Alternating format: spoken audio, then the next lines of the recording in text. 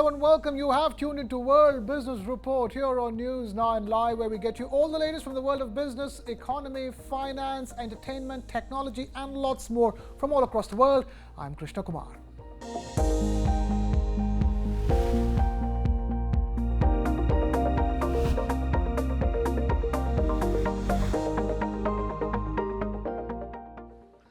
We begin with Tesla's CEO Elon Musk and M&M Group's chief Anand Mahindra, the chairman of the Mahindra Group. They have had a fun conversation on Elon Musk's platform X, formerly known as Twitter, on the portrayal of manufacturing in cinema. Elon Musk first criticized the film industry's lack of representation of the manufacturing industry in their movies, highlighting the absence of films focusing on the challenges of high-volume manufacturing.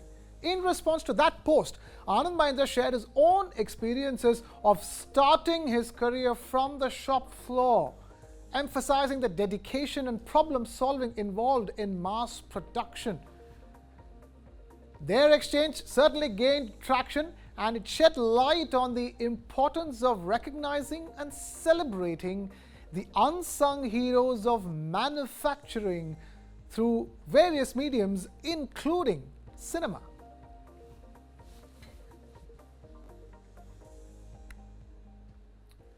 Away from that, crypto entrepreneur and disgraced crypto entrepreneur Sam Bankman-Fried, founder of FTX crypto exchange, has been sentenced to 25 years in prison for a massive fraud scheme that led to the collapse of his once popular digital currency platform. U.S. District Judge Louis A. Kaplan imposed the sentence, emphasizing the risk of future harm and ordering Bankman-Fried to forfeit over $11 billion.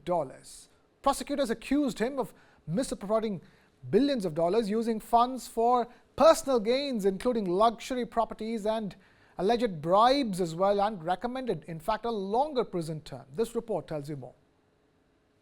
Sam Bankman-Fried was sentenced to 25 years in prison on Thursday. The former billionaire and founder of a defunct cryptocurrency exchange was found guilty by a jury last November of stealing $8 billion from customers of FTX, the exchange he'd founded in what prosecutors said was one of the largest financial frauds in U.S. history. The 32-year-old Bankman-Fried was convicted on 7 counts of fraud and conspiracy stemming from FTX's collapse in 2022. At the sentencing, U.S. District Judge Louis Kaplan said, quote, "He knew it was wrong. He knew it was criminal. He regrets that he made a very bad bet about the likelihood of getting caught, but he is not going to admit a thing, as is his right." Bankman-Fried acknowledged during 20 minutes of remarks to the judge that FTX customers had suffered, and he offered an apology to his former FTX colleagues. A prosecutor with the U.S. Attorney's Office in Manhattan told the judge, quote, "The criminality here is massive in scale. It was pervasive in all aspects of the business." Federal prosecutors had sought a prison sentence of 40 to 50 years. Bankman-Fried's defense lawyer had argued that a sentence of less than 5.25 years would be appropriate. He also tried to distance his client from other notorious fraudsters, such as Bernie Madoff, saying, quote, "Sam was not a ruthless financial serial killer who set out every morning to hurt people." Bankman-Fried has vowed to appeal his conviction and sentence.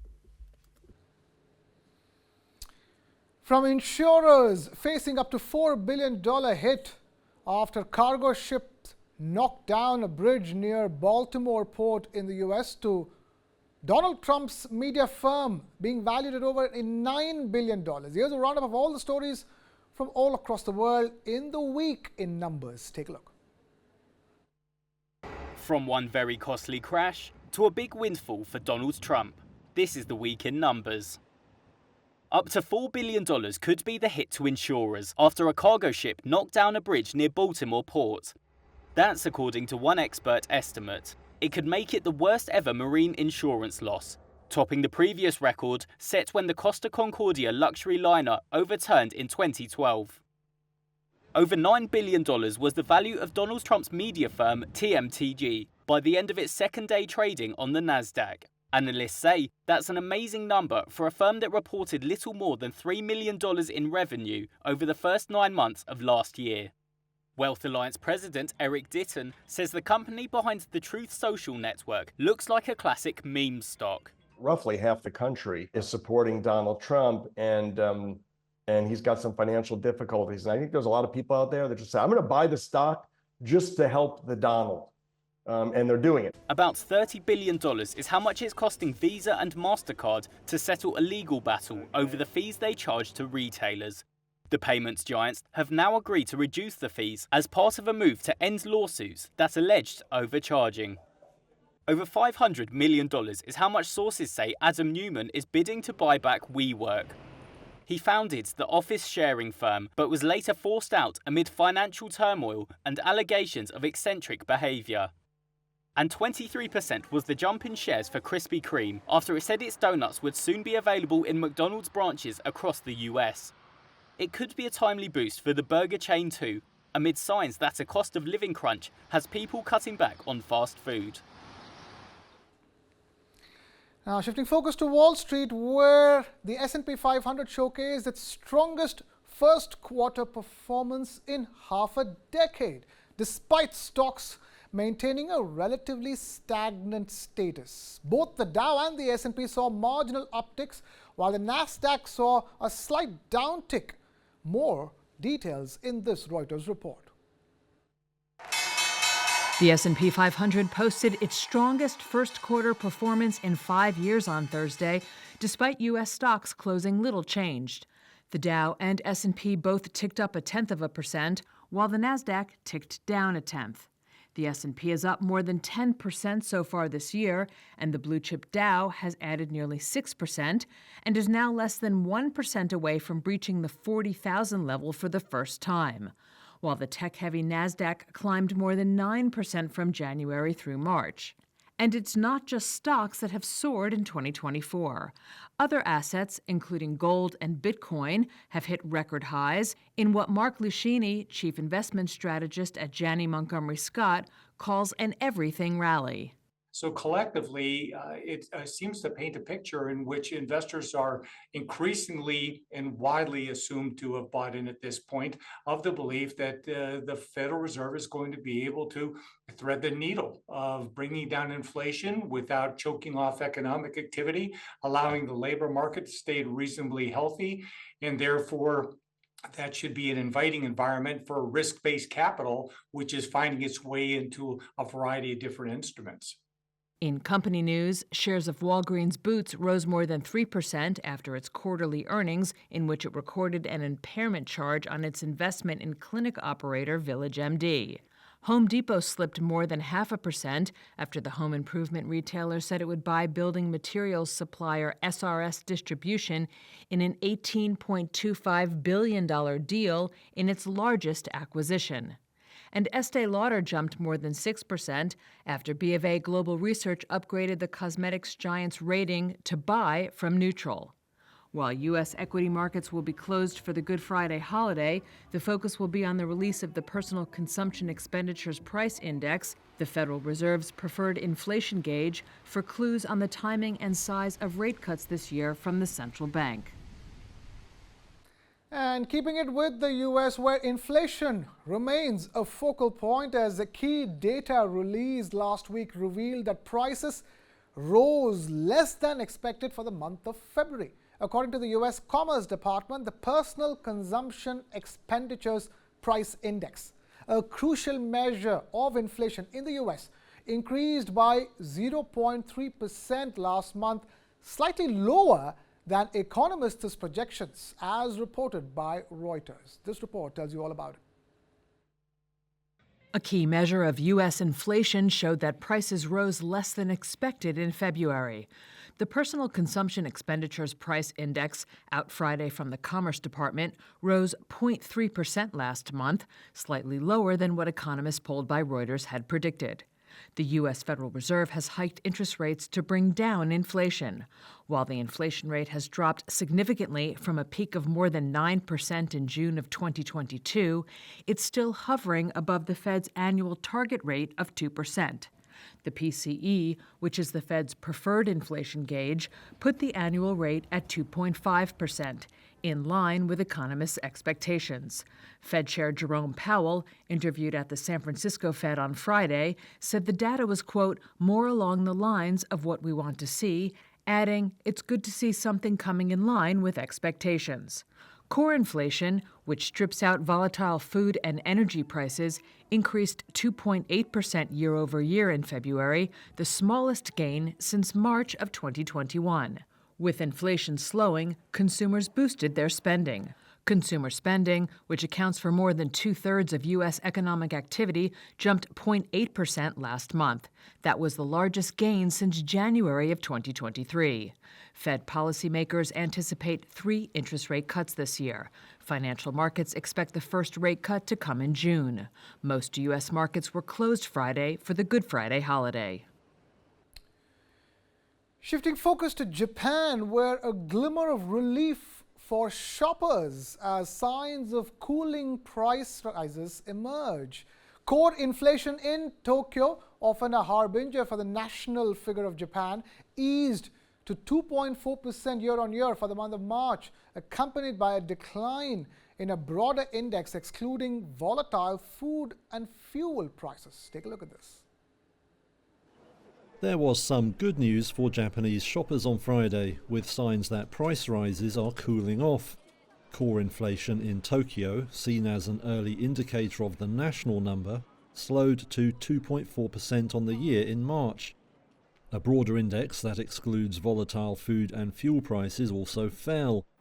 But if that will please consumers who have been hit by a soaring cost of living, it's a new conundrum for the Bank of Japan. The central bank has only recently started to move away from negative rates. It has wanted to see signs of sustained inflation in order to make further rate increases.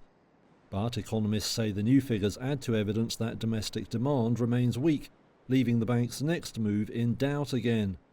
Japanese Prime Minister Fumio Kishida may not mind. 10年以上にわたって続いてきた On Thursday, he said he was happy to see the Bank of Japan keep monetary policy loose. Kishida says the country still hasn't won its long battle against deflation, meaning there's no rush to raise rates. Other data Friday added to signs of fragility in the economy. Japanese factory output unexpectedly fell 0.1% in February from the previous month. Economists had forecast a solid increase. Now, on Sunday, health authorities conducted a second search at a Kobayashi pharmaceutical factory in western Japan, following reports of 5 deaths potentially linked to dietary supplements. The inspection conducted in Wakayama Prefecture comes after an initial search in Osaka as authorities expanded their investigation into the drug maker's use of beni koji, red yeast materials. Health authorities searched a second Kobayashi pharmaceutical factory in western Japan on Sunday, after the company reported 5 deaths possibly tied to dietary supplements. That's according to officials. This inspection in Wakayama Prefecture follows one on Sunday in Osaka, expanding the investigation into the drug maker's use of beni koji, red yeast materials. The company said it found what appeared to be potentially toxic puberulic acid that could have been produced by blue mold penicillium in beni koji materials produced between last April at the Osaka factory. They said that as of Friday, 114 people had been hospitalized and 5 had died after taking the supplements. The pills were marketed as helping lower cholesterol levels, they said. A ministry official said the cause of the deaths has not been confirmed, but he said it is suspected that beni koji may be the cause, so we have inspected 2 factories in 2 days. Kobayashi said on Friday it was investigating a suspected link between the products and their effects on the kidney, since it received reports of kidney disease linked to the products. The company said it would fully cooperate with the investigation so that, quote, we can resolve the problems as early as possible. Shifting focus back to the US, where the New York Auto Show kicked off on Friday last week amidst a crucial crossroads for the industry, grappling with the decision to either accelerate investments into electric vehicles or apply the brakes. Major players like Ford and General Motors are scaling back on their EV investments amidst shrinking demand, while Hyundai is seeing an opportunity to double down on electrification, citing impressive sales growth. The New York Auto Show opens to the public Friday, and it comes as the industry faces a tough decision. Does it keep ploughing money into EVs or hit the brakes? Big names including Ford and General Motors have already said they are cutting investment in the zero-emission vehicles amid signs of waning demand. But South Korea's Hyundai sees an opportunity as rivals go slow. Chief Operating Officer Jose Munoz says it's full speed ahead on EVs.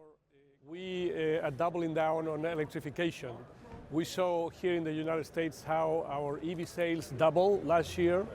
And then this year, we are selling double the growth of the market. The market grew in February year to date about 17%. We grew 38%. Munoz says Hyundai will spend $51 billion over 3 years to ramp up EV output. GM sees things very differently. It's delayed one electric truck factory and slashed projections for EV output. Ford has also cut predictions for sales of its electric trucks and shifted workers to build gasoline-powered SUVs instead. Meanwhile, Toyota is adding EVs to its lineup, but says it's focusing more on hybrids. Alistair Weaver is editor-in-chief at auto industry guide Edmunds. He says companies are trying to keep their options open. So what you're seeing is a lot of brands hedging their bets. We're going to continue with some gas-powered cars. We're also going to look at hybrids. And alongside that, we're also going to continue to roll out our new EV strategies. Hedging their bets or not, the automakers have a deadline to meet. New US rules look set to demand that half of all sales there are EVs or plug-in hybrids by 2030. Initial targets set by the Environmental Protection Agency were even tougher and met howls of protest from the industry. Now Hyundai's Munoz says even meeting the new goal will be challenging. Now, Disney and Florida's Governor Ron DeSantis have reached a settlement to resolve a contentious lawsuit concerning Disney's control of a special tax district in the state. This Reuters report tells you all about it. Disney and appointees of Florida Governor Ron DeSantis reached a settlement Wednesday to end a high-profile lawsuit over the company's long-standing special tax district in the state. Disney is one of Florida's biggest employers, and the state gave it sole control of the area Disney World sits in 1967 to encourage the park's development. Then, in 2022, Disney's then CEO Bob Chapek spoke out against a DeSantis state bill that sought to limit discussion of sexual orientation and gender identity among younger students. Critics called it the Don't Say Gay law, and after Disney employees protested, Chapek said it should never have passed. After that, DeSantis asked the state legislature to revoke Disney's control over the special district and appointed a new hand-picked board to oversee it. However, Disney sidestepped that board with a last-minute contract that cited King Charles III. It also filed a federal lawsuit against DeSantis and his allies last year. But I can tell you this, Disney may have gotten everything they wanted in Florida for the last 60 years, but there's a new sheriff in town now, and we are not backing down to that. DeSantis began repeatedly bashing the company he called woke Disney in public appearances, as he geared up for his campaign for the Republican presidential nomination. Wednesday's news of a settlement comes months since he dropped out of the race. In the federal lawsuit it filed, Disney had accused DeSantis of weaponizing government over free speech rights. A judge dismissed that suit in January, but Disney appealed. That appeal is now on pause while the two sides talk. China's largest property developer, Country Garden, delayed the release of its 2023 financial results, citing the need for additional information to make accurate accounting assessments. The company, which defaulted on $11 billion of offshore bonds last year and missed a recent coupon payment of over $13 million, will have its shares suspended from the 2nd of April until its annual results are published. China's largest property developer delayed the publication of its financial results for last year on Thursday. Country Garden said it needed to collect more information to make appropriate accounting estimates and judgments. The developer defaulted on $11 billion of offshore bonds late last year. It also missed a $13.3 million coupon payment this month. Shares will be suspended from April 2nd, pending the publication of the annual results. Country Garden said the suspension of trading wouldn't have a material impact on its operations. It said it will continue to work closely with its auditor to publish the results as soon as it could. But it did not set a new publication date. Country Garden is in the process of restructuring its offshore debt and said it is actively engaged in discussions with creditors. Reuters reported Wednesday Country Garden has hired Kroll to carry out a liquidation analysis ahead of a court hearing in mid-May. The company's problems come as China's property sector has lurched from one crisis to another since 2021.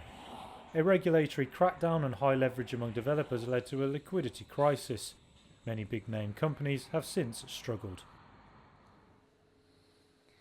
And that's all we have time for on this edition of World Business Report. Thank you so much for watching. This is Krishna Kumar signing off.